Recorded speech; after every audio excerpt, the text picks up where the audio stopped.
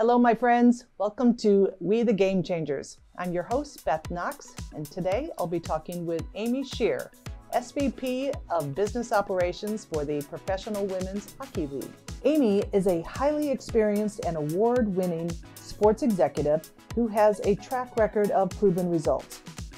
She's had more than 30 years of hands-on experience across professional sports leagues and teams, including strategic planning, branding, project management, research, event planning, and execution.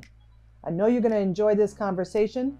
Thanks for joining us for We the Game Changers. Welcome to We the Game Changers. I'm excited to have a conversation with you. And now, Amy, you were recently named a 2024 Sports Business Journal Game Changer, actually yourself.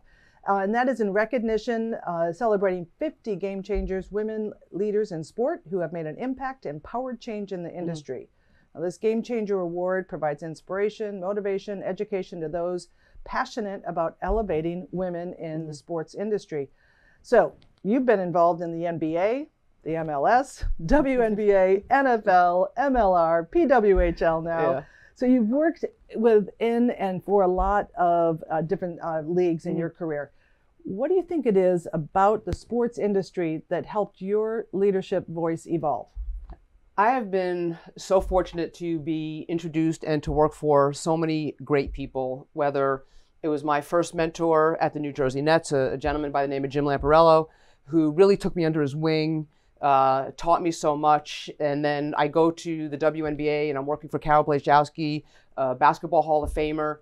And I think every stop that you go to, you learn something. And I've been very fortunate to have great leaders that I could learn from. Like now, having the wonderful fortune of getting to work with Billie Jean King and sitting down next to her and hearing how she approaches her life and her leadership. And so, I think as long as you continue to walk along your path and you get to work with people that inspire you, that I think has been the biggest thing for me, is that I've been so fortunate to work alongside or for people who have inspired me and give me aspirations to be like them, right? I think with every leader, you take good and you take bad and you eventually form who you're going to be. But I've been so fortunate to be able to work with so many people who are brilliant, not just in their brain power, but in how they work with people and inspire their staff to do great things. And do you think that there's a correlation to those kinds of leaders that you have been inspired by or learned from to sports? Or is it just that these are great leaders who happen to be in sports? I think most of the people that I've worked for are competitive because we've all grown up playing sports, whatever the level may be, right? You could be a weekend warrior, you could be a basketball Hall of Famer, but we're all competitive. And I think that might be the one thing for me that differentiates working in sports, is that the people that you bring in and you surround yourself with are competitive. And you have that little chip on your shoulder that you come in and you work every day to prove yourself, to reach all your KPIs. And so I think all of these people are great leaders because they played sports. They participated in sports. They were captains in their sports or for their teams. And that's what is great about sports. It teaches you leadership skills. And so all of the folks that I've worked for, I think, had great leadership qualities because they participated in sports and brought those into the sports space in the front office. I think that's so true. And I have to go back to the reference to Billie Jean King. How incredibly fortunate that you do get the chance to work with her. Tell our listeners a little bit about what her role is and how you interact with her. Sure. So she's on our advisory board. We've got, I report into a board of 4 people. So Stan Kasten, who's the president of the Dodgers, Royce Cohen, who's an SVP with the Dodgers, Alana Kloss, and Billie Jean King. Okay. And so my day-to-day is making sure that they understand what I'm doing and what is happening, and they provide the cover and the support that we need. So I think I was 2 weeks into my job and I'm talking to Alana and she said, well, come into the city and let's meet and let's talk about what's going on. And Billie Jean King was one of my idols growing up. I laugh about it, but my cat is named after her. My cat's name is Billy, after Billie Jean King. And so I go into the city and I go to their apartment to meet with them. And it's one of the few times in my career that I was starstruck. I just walk in and she walks out of the kitchen and I'm like, I don't even know how I got here. And we met for about an hour, and at the end, and she just looked at me in the eyes with those blue eyes and piercing. Here's what I expect from you, and she walked through a bunch of things, and we talked through them all. And then New Year's Eve, we were all together on the eve of our first game ever. We were all out to dinner, and she sat across from me. I had to sit at the adult table with the board, and she sat across from me and started asking me questions on where I was with stuff. And she was honest. We were probably 90% of where we needed to be, but she said, that's not good enough. When we sat down, that's not what I told you I expected. And I said, you're right, but we'll get there. Right. There's a lot going on. And she goes, I know, but this is what I expect. And, and then we were all drinking and having a good time and getting to know each other. And Alana came over later and she says, don't worry about it. You're doing great. But she's very clear in the path she wants you to walk down, and she sets that expectation for you. And you don't want to disappoint her. Sure. Who wants to disappoint Billie Jean King?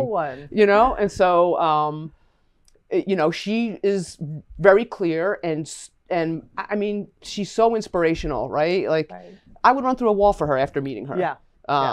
And so those are great leaders too, the ones that say to you, this is what I expect of you. By this date, by this time, and this is what it should look like. How you get there, I don't care. But the end game is that. That clarity is the greatest thing. And it does give you the opportunity to find your own way to that point. But 100%. Still to hit that mark. So, oh, that's incredible. What an honor for it to be able to work with her. The best part was afterwards, Alana took me into their den or study, whatever you want to call it, and I got to see all their memorabilia, and so I spent half an hour in that room drooling. It was pretty cool. That's incredible. Yeah. So now you're in the first year of the PWHL, Professional Women's Hockey League, and you've already established an attendance record that will be difficult to beat. Speaking of those markers. 21,105 people packed the largest hockey arena in the Northwest. What are your aspirations for the PWHL as you go into its second year? Well, we're not going to break that record this year. The Bell Center is the biggest arena in North America in Montreal. So this year is just, listen, our year one was unbelievable, right? It was magical. Right. And we did a lot of good work, but we didn't do great work. And so this year we need to come back and we need to do great work. Right. We need to improve on everything, whether it's the event presentation that our fans see at the games, whether it's how we communicate with our fans, whether it's the quality of content we put out. We know the hockey is great. The hockey is actually even better this year. Believe it or not, it's faster, it's more physical, the scoring is up. So the hockey's wonderful. How we build our brands and how we work in and around and with the fans, all of that needs to continue to be elevated. And so that's what we're really focusing on. So you're in Seattle as part of the PWHL Takeover Tour. How did this idea evolve, and what do you hope to accomplish out of it? So last year, Stan Kasten said, listen, we need to do some games out of our 6 markets. We need to continue to grow audience. Let's talk about what we do. So last year we did 2. We did one in Detroit, one in Pittsburgh. And we sat down this year and we said, what is actually doable from a staff point of view, and how do we want to grow, and where do we want to grow? And so we sat down and we decided 9 was the right number for what our staff can handle, and where the cities would be divided between the US and Canada. So we're doing 6 cities in the US and we're doing 3 cities in Canada. And it's important for us that we have audience growth, right? We can't just be on the East Coast. We need to be outside of these 6 markets. And so, we're doing Denver, Seattle, Vancouver, Edmonton. We've got Raleigh, so we're going down south. We've got Buffalo, so we're up New York, New York State. And so it's important for us to grow our audience and to be where our fans are and to continue to build new fans. And, we're talking expansion. And so this is important as well to see how are we received when we go into a city. If there's an NHL team, how are we received by the NHL team? What is the economic opportunity when we go in? What does the fandom look like? I met someone yesterday who is at the pro hockey of Seattle.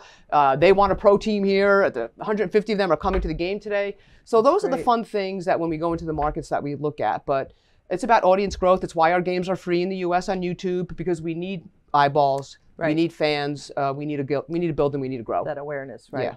So how did Seattle end up on that list? Because we love Seattle. Listen, you know better than anyone that Seattle has a wonderful record of supporting not just the women's teams, but all of their sports teams. And when you look at the success that the Seattle Storm have had here, from day one, it's been brilliant. And we know that the fans will come out and they will support. And so Seattle, just as a market, is, I think, one of the best sports markets in the United States. Just, you know, the teams are fun, the colors are fun, the names are fun, but the fans are second to none. And that's why the Seahawks have the 12th man. That's why the Storm have been so successful. There's something special about the people here and something special about the city. And for us, it was a no-brainer. When we listed out, I think, the 35 or 40 cities that we talked about, Seattle was the first one we checked off as we need to go. I love hearing that. And yeah, I couldn't agree more. We feel so strongly about our fans and the sports culture here. And it is really gratifying to know that that translates 100%. To people outside of this area. So we're 100%. just so excited to have you here. Now, Amy, you've worked with a lot of incredible leaders, as we've just chatted about. Many of them are women, including our mutual friend, Karen Bryant, former CEO of the Seattle Storm. Now, from these leaders, you've said that you've learned a lot of valuable lessons about championship mindset, toughness, looking from a new lens, thinking big, being a sponge. What do you think people take away from you and your leadership qualities? Yeah, I feel like someone else has to answer that for me. Listen, I think as a leader every day, I want to come across as someone who truly cares about you as a human being. I want someone to know that I trust them. I like to be transparent. I'm there to help you with whatever you need. I don't care what it is. If you need me to carry your coffee, I'll carry your coffee. You need me to go buy sneakers for you because you forgot to bring them on a trip, I'll go buy sneakers for you. I don't care what I have to do to support my staff. I always want to be there for them. And I want them to feel as though they could come and talk to me about anything, good, bad, ugly, and that they know I'll never be mad. I want someone to be accountable and to take responsibility for what's great and what's not great. I would say that I hope they think that I don't take credit. Like when we work on things together, that I will give them the credit. I don't need the credit. And you know, if we at some point depart and they want to go for another job, that I will support them to get their job, but I will always be there to mentor them and to be a friend for life. So I would like to think those are some of the things that they would take away. Yeah. No, those are great leadership qualities. And I think that anytime we can model those, the things that we would want ourselves and model it for our staff, I think that's exactly the direction that we hope to go.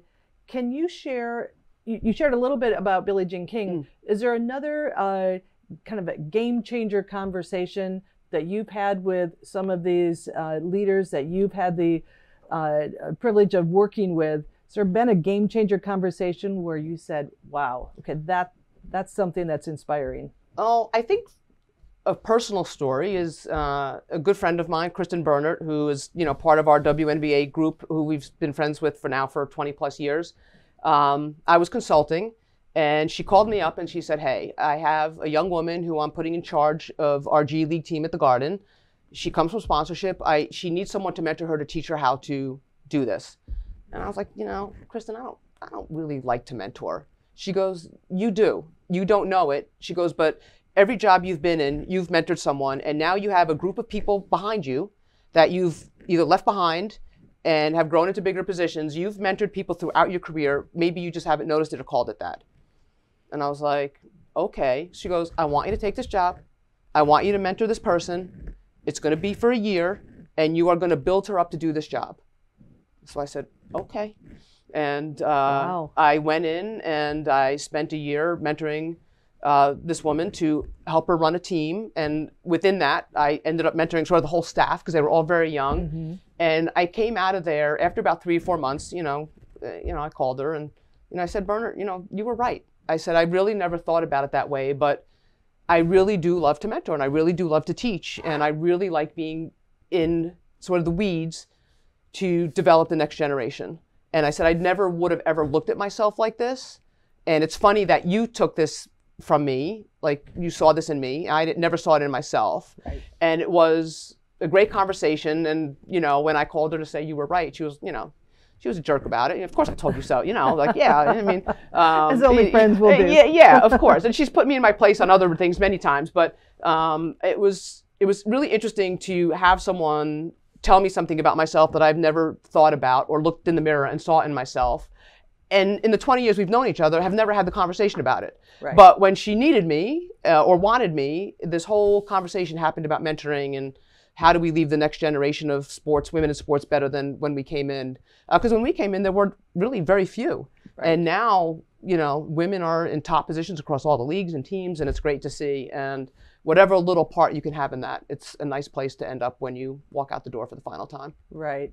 I think it's an interesting evolution of our professional journey and personal on some level to have that reflected back to us, some of our leadership skills, because I do think that there's some innate things that we do, how we behave, how we lead, that isn't necessarily a conscious decision of I'm going to do it this way. Yeah. And so when you have that reflected back, it does feel like an aha moment. Yeah. And to say, okay, I'm going to own that now and accept that as part of who I am. Yeah. And I resisted. I was like, I'm not that person. Right. That's not me. That's not me. And she's like, Amy, when you were at MSG, all the women came in your office. She goes, every time someone needed someone to talk to, you were the people they went to. She goes, you just don't see it. And I literally resisted it. And then she was right. Yeah. Oh, that's great. Yeah. So you played a role in launching a handful of teams. Mm-hmm. The latest, of course, is the development of of all 6 PWHL teams. Now, Major League Baseball takes about 2 years. The Seattle Kraken took a little over 2 years to develop their brand. You've had about 8 months. Yeah. So I know that the Seattle Kraken did a lot of listening to fans and stakeholders, and it sounds like that was a big part of your process. Yeah, for sure. How did you build those listening muscles over in this short amount of time? What was some of your that process like? Yeah, so I luckily have a very wonderful VP of Brand and Marketing, Kanan Batshaw, who really was the day-to-day leader on this. But we made sure that as part of the process that we solicited player feedback, we solicited fan feedback, and also we had a little small committee internally that we had as well. And so we had these 3 constituents that we went to, and we had long conversations. And I think one of the cool things about not having team names in year 1 is that when we were out in the arenas, we could actually speak to the fans face to face. And so while we were there, you know, and talking to the players and talking internally, we were able to physically talk to the fans face to face as we walked through the buildings in every market, all 6 markets. And so, you know, besides doing the big qualitative, we were able to do literally one-to-one quantitative. And so it was fast and it was furious. And I wouldn't recommend doing 6 brands in 8 months for anyone. The stress was very real. But we made sure that we involved everybody along the way. So when we got to the finish line, everybody had their say, everybody had their share of a voice, everybody had peace of mind, and we felt confident in what we were doing.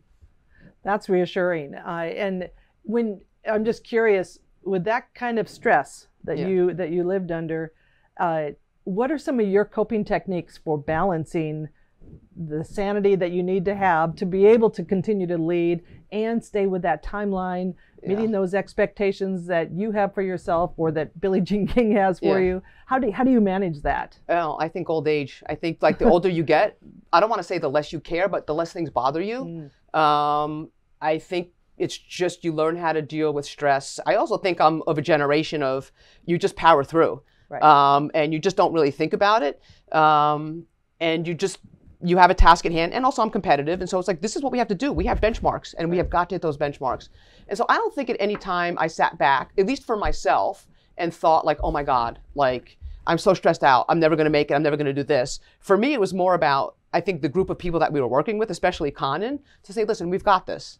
It's okay. Like, you know, the timeline was set by Bauer because we had to be ready to go to market with the jerseys. But I said, we will get there. I said, just like take a deep breath. All the legal stuff will work its way out. Like, I think for me, it was more of like making sure that my team felt good. Because I'm like, I'm the older one I'm the oldest person we have in the league. And so I think probably I have the most perspective. And I think that perspective brings some calmness. Right, there's some muscle memory in those decisions that you've made throughout your career where you have that instinct that you can rely on. Yeah, and if I show stress, then they're going to be stressed. And so I don't ever want to be that person that you know, someone on my team looks at, and I'm like, and then all of a sudden, you know, like it starts with contagious. me. Yeah, it starts with me to be able to take the deep breath and to be calm, and hopefully if they see that, they can be the same, or you could help get them to where they need to be to take a deep breath. But, you know, honestly, Conan did the biggest chunk of the work, and she's the one that's most responsible for the brands and where we are today. Oh, that's fantastic. It's all the difference when you have a team that is doing their job and you can rely on, and they all have that shared vision. Yeah. Yeah. So now there are decisions that, this is a quote actually, there are decisions you can make that are fast, and if you make an error in your judgment on that decision, it's easy to walk back, or you can learn from it and move on. This was your quote in The Athletic of October. From the team name perspective, it was just better off slowing the process down. So how do you allow space for yourself as an individual to change, and to change your perspective, to grow, and to give yourself grace in that process when you're moving so fast in the meantime? Yeah. One of my sayings that I talk about often is slow down to speed up. And I don't always take my own advice, but and John Wooden also had a great saying that said, if you don't have time to do something right the first time, why do you think you're going to have the time to do it right the second time? And so I try to talk about when a task is given to you, don't just go do it. If you don't have all the information you need to ask questions. Well, what's the end game? Why are we doing this? What was the problem that, you know, brought us to where we are today? And so I think what I've learned is to just try to be a little bit more analytical when you approach something versus just shooting out of the gate and going. And that is a learning that I got when I was at Madison Square Garden. One person would be upset with something, and then it would go to my boss, who would come in my office and talk at me, and then I would go talk at my staff. And then one day you just realize, I have to stop the insanity. Right? Because how could they be successful if I don't know what the heck we're even... So then I started saying, like, all right, everybody stop. Let's slow down. Why are we doing this? Because if you don't do that and the end product is not good, you can't forgive yourself. I can't forgive myself. So while it's nice to give yourself grace, and I talk all the time about, you know, love yourself like you love your partner, your wife, your husband, whomever, your child. You need to love yourself the same way. And so if someone you knew did something wrong, you'd say, it's okay. You need to do the same thing for yourself. But it's hard to forgive yourself when maybe you did not take the time to go about what you needed to do the right way. So I've learned over the years to try to slow down to speed up, so I don't have to get to the end game and be like, you're an idiot. What was I thinking? Yeah. So is there a decision that along the way that you did have to walk back, and how did you navigate that, if so? Yeah, that's a good question. I don't know that I really have an answer to that one right now. Something I had to walk back. I mean, I've had to admit mistakes, certainly, along the way, right? You go in and you've done something wrong, and you go in and you take accountability for it. But I don't think that there's been anything really public that, like, maybe the fans would notice or a customer would notice. Right? Like, you know, when after a game, you look at all the little things that went wrong. But what you hope is that the person sitting in the stands didn't notice them, but you notice them, and you have your list of what to improve upon. I don't think I've ever made a mistake that's been so public. I think the one time where there's been a public decision was the team names for the PWHL, where they had 6 team names, and we weren't ready to announce them. There was no logos, there was no team colors, there was no nothing, there was no story behind them. And, you know, Jane Busman-Wise, who's sitting here right now with us, you know, called me up, I think on my second day, and she goes, you cannot let this happen. I had already been told the names are done, it's going. And she said, you cannot let this happen, you need to call. So on my second day, I called Stan, and I said, Stan, like, we can't do the team names. And I gave him all the reasons why. And he goes, well, you're running the show now, so okay, fine, but you're responsible for 6 team names. And then every story throughout our first year was, well, Amy Scheer is responsible for the names. Amy Scheer said she didn't want the names. Amy Scheer. So it was like, oh my God. So when you start to see yourself out there publicly like that, then probably with the team names, that's probably where a lot of the stress came from, because then you become the face of that decision. And I can't blame Jane for making me, make the phone call. It's my decision. And, I could have said, no, we're done. I'm not doing it. So that's probably for me the most public decision for me in my career that's been out there, that knock wood, I haven't really had to walk back too much from. Well, I know it's such an interesting process, that kind of that debrief after games or an event. In my career, whether it's been a special event, or even there was a period of time where I was in the arts, and there was a nightly theater show, and you think about the show notes that after every show or every event, every game, you're going through what can be improved, and that is the behind the scenes, you hope, right, that that you can be fixing before it becomes public. But those bigger, more visible ones where you are the face. I mean, that's the piece that comes with leaders in leadership, that you have to be able to take that on too, and own that public facing piece of it, good, bad, and otherwise. Not always fun, but mostly fun. Mostly fun. Now, you worked with the New York Liberty at Madison Square Gardens for a decade. You were part of some really big moments during that time. In 2004, the Liberty played 6 sold-out games at Radio City Music Hall. And you said one of the most challenging and rewarding endeavors of your career was building a regulation WNBA basketball court on the stage of Radio City Music Hall. Now, you also, the Liberty played the Indiana Fever at the Arthur Ashe Stadium, which was the first time that 2 WNBA teams played against each other in an outdoor stadium. How are you able to consistently find yourself in these game-changing moments? Is that something that, do you seek those out? Like, we're going to make a difference here. We're going to really shift how this is being done. Or are those opportunities coming your way and you just take advantage of them? I think I've been maybe in the right place at the right time. I would definitely never seek out playing 6 basketball games at Radio City Music Hall again. I always said that doing that cost me years of my life. If I was going to die at 90, I'm probably going to die now at 85. Just because of Radio City Music Hall. Listen, they've been wonderful opportunities, and I think I've been in a place where I've had leaders and bosses that have some vision that are a little bit different about, if we show up to work every day and we do the same thing every day the same way, we're going to always just be, straight line. But if we do things a little bit differently, and we want to get uncomfortable, and we want to try to figure out what's possible, then maybe instead of the straight line, we could have maybe a line that takes us up. And some of it's, a publicity stunt, which, I'm sure you're familiar with, right? Some of it is to get attention and things like that. And playing at Radio City Music Hall, we got the centerfold in Sports Illustrated in the magazine, and you open it up and you see the center, and you're like, oh my God. Like, that's crazy that your work is here in Sports Illustrated, right? A magazine I grew up reading.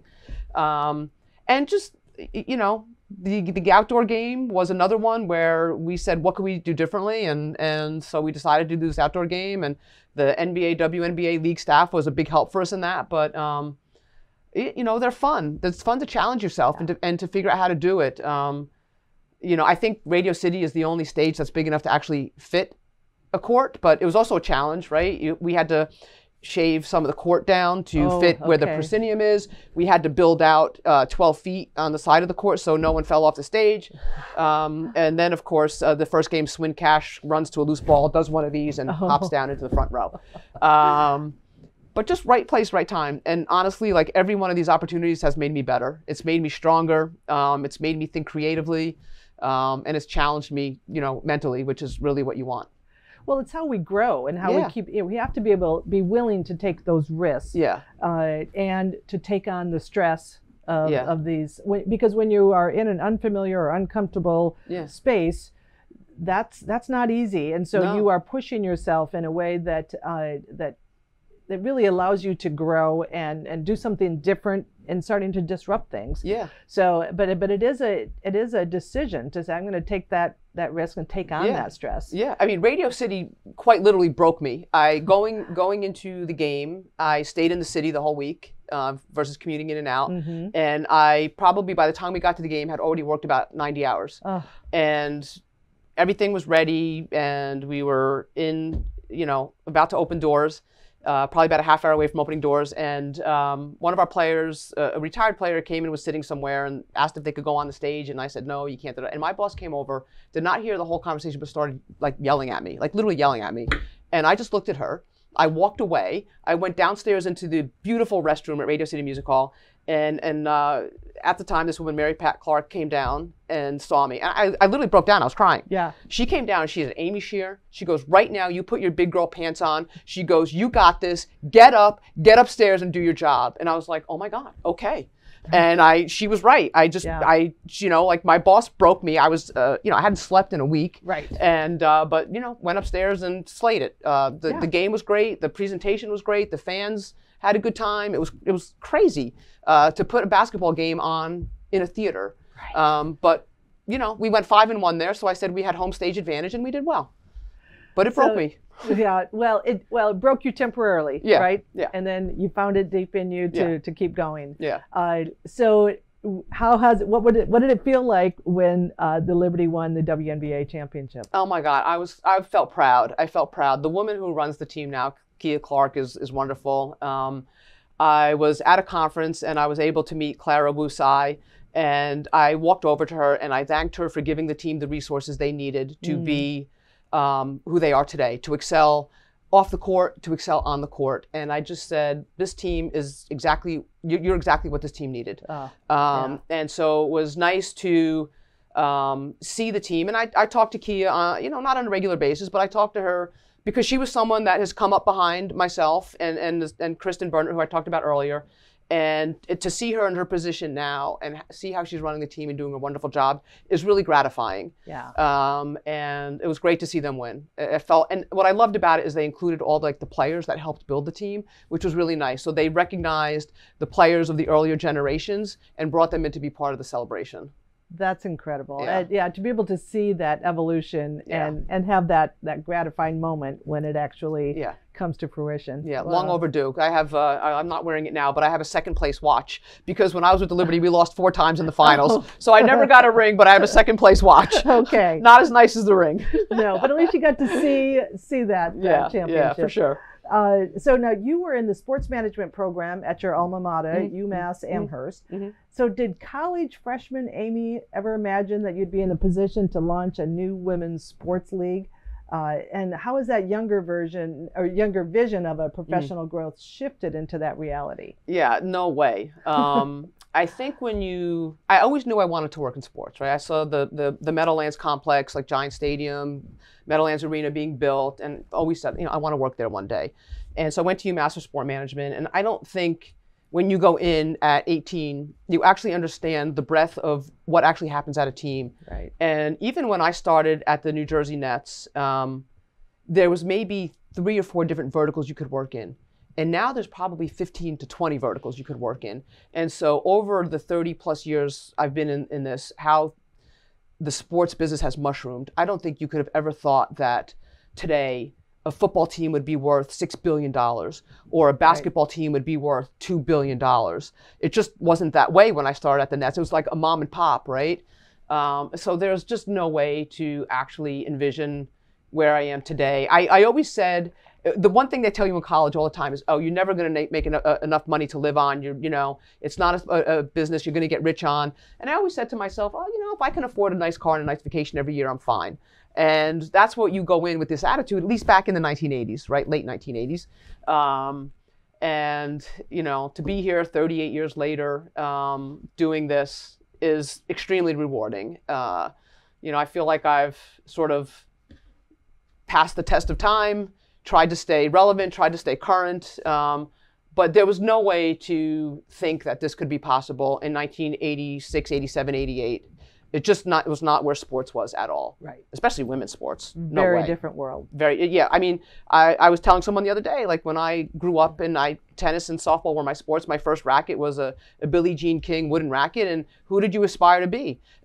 Chris Evert, Dorothy Hamill. There was no role models. Right. There was nothing. Yeah. Well, so that's a great segue when I think about your role as a mentor. Yeah. What is the, I guess, advice or counsel that you would give a young woman who is interested in becoming a professional hockey player versus being in the front office staff? Have you coached, mentored people or given some advice to women that are interested in either of those paths? And is your mentorship different for those? I mean, I just tell people, if you really want something, don't give up on it and work towards it. And don't be afraid to ask for help. It's okay to call people or reach out to people out of the blue. People want to help people. Right. And so don't be afraid to ask for that help. And when you go in and you meet people, be prepared. Don't come and talk to me if you don't have questions. Don't come and talk to me if you don't know what I've done in my career. You need to come in and you need to be prepared and you need to show me that you really want it. If you come in and you're 25, 30%, then we're really not going to have much of a conversation. Yeah. But if you come in at 150%, I will do whatever I can to help you, to make contacts for you. But you have to work towards what you want. It will not be given to you. It's not an easy field to break into. It's a lot of who you know or who can help you. But I was given that advice once when I left the Red Bulls and I was trying to figure out what was next. Someone that I worked with at Madison Square Garden called me up just out of the blue, and he said, "Amy, I hear that you're trying to figure out what the next thing is. Why did you not call me? Don't you think that I want to help you?" He goes, "Are you afraid to ask me for help?" Because he was high up in the food chain at MSG, and it was a great wake-up call for me. So I tell people that now all the time: do not be afraid to ask for help. But if dream it and go figure out how to create the path to do it. Well, there's a real difference in saying, "Here, solve my problem for me," versus "Here's my vision. Here's what I'm trying to accomplish," or "Here's my obstacle. What's your advice?" People do want to help in those situations when you have brought it to that point of, I'm here, I've done this work, now I just need guidance. But it's too often, when it gets hard, it's easy to say, "Can you just fix it for me?" And that's not mentorship. No. And as a matter of fact, Jane and I were just having the conversation today talking about when we went in for interviews. When I went in for my interview with the New York Liberty, I had a notebook this fat of all the things examples of all the different work that I've done, but all the things I would want to do for the Liberty. And we spent, I think I was supposed to have my interview for an hour. We spent 2 hours together going through the notebook and talking about everything. I went in uber prepared. Right. And I have to imagine or hope no one else went to that length. And you have to find a way to differentiate yourself and to stand out from other candidates. So what are you willing to do for that job? And I was talking with a kid from Columbia University who I met at an event through a friend of mine who mentored kids there. And he was looking for a job at the New York Liberty as a video coach. And I said, what you need to do is watch a game, take the video, edit it, then go in, have the interview, and show them what you did. Right. Don't just go in with an interview to say, "Hey, this is what I do for the Columbia women's basketball team." Right. Put a video together and show them and take them through it, but not Columbia, with the Liberty. Let them know you did the work. Exactly. Prove that you're willing to walk the talk. Yeah. So, Amy, you founded Game Ready, Scheer Insights and Strategy. That's an awesome name. I love that. Which is a sports management consulting agency focused on filling critical talent gaps, providing project expertise, and expanding organizational capacity. Curious what you've learned about yourself as a business owner versus being an employee working for a team. I've learned that I like routine. Oh, okay. That having to go out every day and look for the next gig is not for me. You get your work from everybody that you know. So consulting in that sense wasn't that hard. Like, people knew that I was consulting and called me up, and I got, Kristen being one of the examples, I got a bunch of jobs just from people I knew. Right. But I think I generally like the routine of waking up every day. Not necessarily knowing what I'm going to do, because my days are generally chaotic, but knowing every day what my mission, what my vision, and what my purpose is. And when you're consulting, that could change. In the morning, I might be doing, rugby, and in the afternoon, I might be doing, soccer. I love waking up every day with a single vision and a single purpose and a single mission. I think that's the one thing I learned about myself. I did not really like the consulting thing that much. That's so interesting. I had the exact same experience. I consulted with a few sports teams at one point in my career, and I loved working with the sports teams. but I realize I prefer to rally behind an organization where I can have the vision and help to execute on that. So it was kind of a dream opportunity to be able to be at the Sports Commission where I can work with all of the teams, but still work in one organization. I think you have like the coolest job ever. I feel like I have a pretty great job. I feel like you won the lottery. I feel the same thing, same way. You've been in a lot of different work environments with teams. What is your philosophy on developing a work culture, one that is positive and motivating and inspiring for folks? I've been in a lot of different cultures. The culture that I really like, and I preach on all of our staff meetings, is collaborate and communicate. I really like when people work together. I always think a problem is better solved with more minds than one. And it doesn't have to be someone that works, like if marketing has a challenge, the conversation just doesn't have to be with marketing. Bring someone in from somewhere else, because people from different walks of life and different backgrounds also have solutions, have answers, and have a different lens. So I really like to foster this communication, collaboration. I like when a team works together. I think because we're all remote, it's a little difficult, but this takeover tour is a great example of that, where everybody has to work within their line of sight with the Climate Pledge Arena and with the Kraken, but we all come together and share all the things that we're doing, and we try to help each other solve some of the challenges that we might be having to put the game on today. So for me, that's what I tried to foster, is communicate and collaborate. I just want people to be part of a team where they feel they're valued, that they know they can contribute. You have to have a point of view. I don't want someone to work for me that has a point of view. They have to be comfortable challenging me or challenging each other to make us better. And I want everybody to come in every day and feel that they're part of moving our mission and our purpose forward. Right. We try to get together as often as we can with these games, but it's a little bit tougher when we're all remote, but I think we're doing an okay job. You're working remote, of course, regardless of a former pandemic, et cetera. But now in this hybrid world, finding ways to connect with each other and replicate what used to be the water cooler conversation. Finding new ways to accomplish that, I think, is the challenge of today's leaders. I mean, it was funny this morning. We all met around breakfast. And I go in, I haven't seen a couple people, we give each other hugs, and we're talking, and I'm trying to leave because I need to come here, and I don't like being late. Like if I'm late, you have to assume something happened to me, and I'm trying to leave, and then we go downstairs to grab the Uber, and then I saw the head coach of Montreal and the GM of Montreal, so now we're talking, and I'm looking at my watch.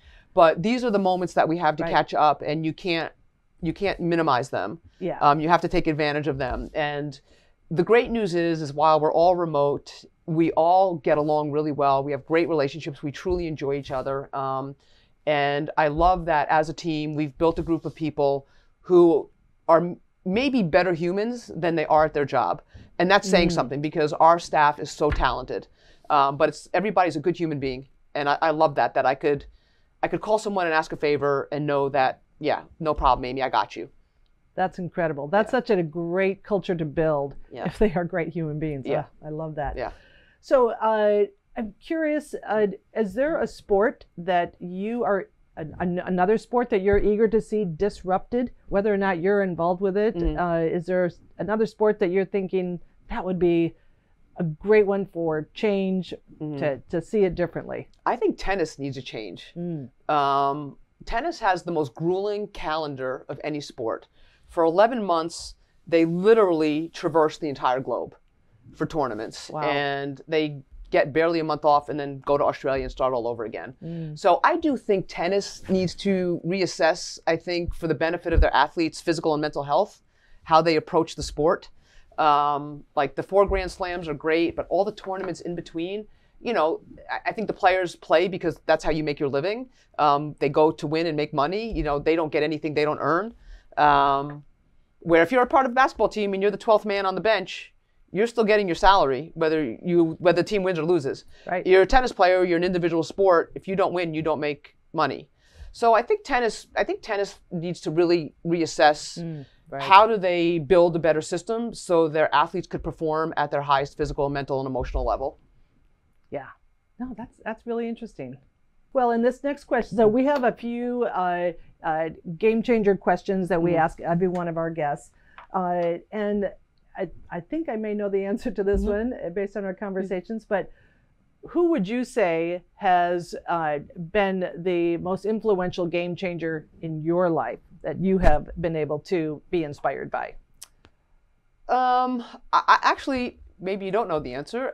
I would say my first boss at the New Jersey Nets, Jim Lamparello, he saw something in me that I don't know what, but he put me in a position every day to do something different and to continue to learn and build my career. So when I started in ticket sales, I was one of 40 people that 2 of us got pulled out of that group and got put into working full time. And he kept allowing me to do different things and gave me different opportunities to build out all these new programs that no other NBA teams were doing at the time. We did TV shows, we did radio shows for kids, we did all these crazy videos. We did so many cool projects that he allowed me to do, the first ever free game day program.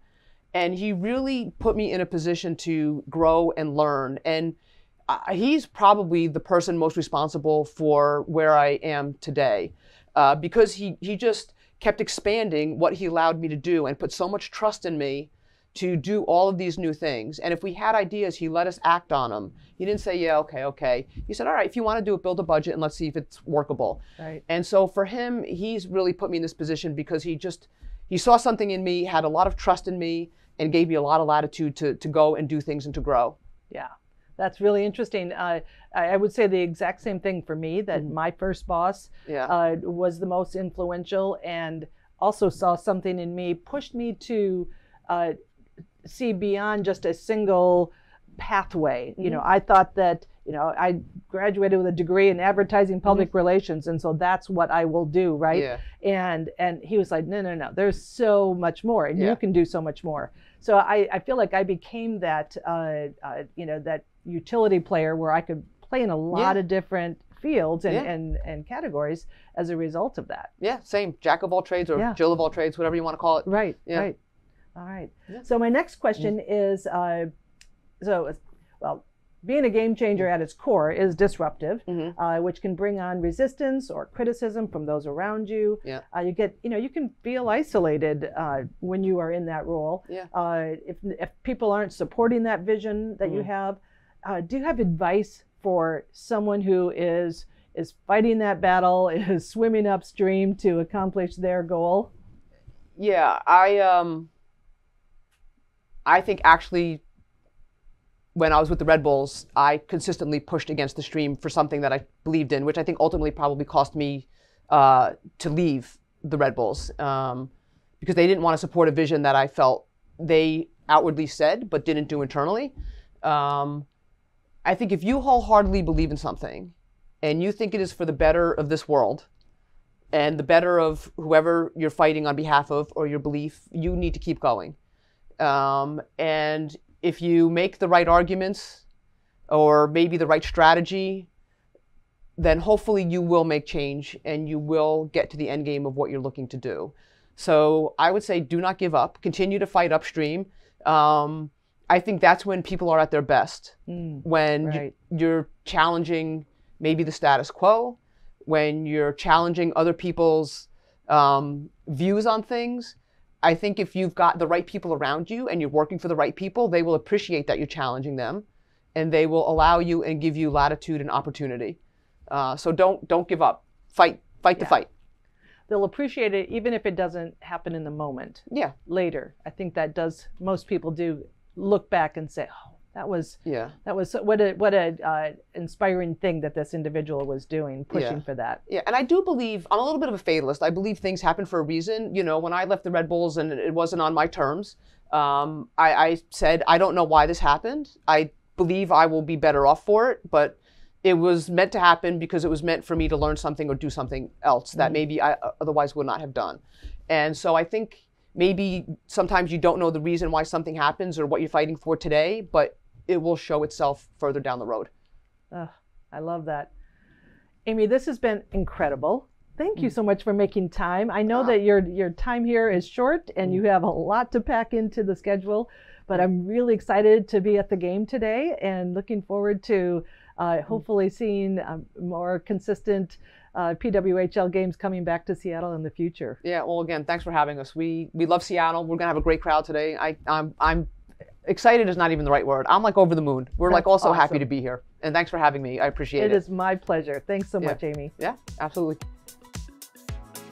Thanks for joining us for our launch season of We the Game Changers. Be sure to like and subscribe wherever you get your content. And please share this with your network. Encourage someone else to explore their leadership journey and get inspired by game changers of every kind. This season, we'll be talking with executive chefs, professional athletes, founders, and more, each with their own unique leadership voices. From confident public speakers to introverted role models. Wherever you are in your leadership journey, all are welcome. Follow along on Seattle Sports Commission's social media and join us for our next episode.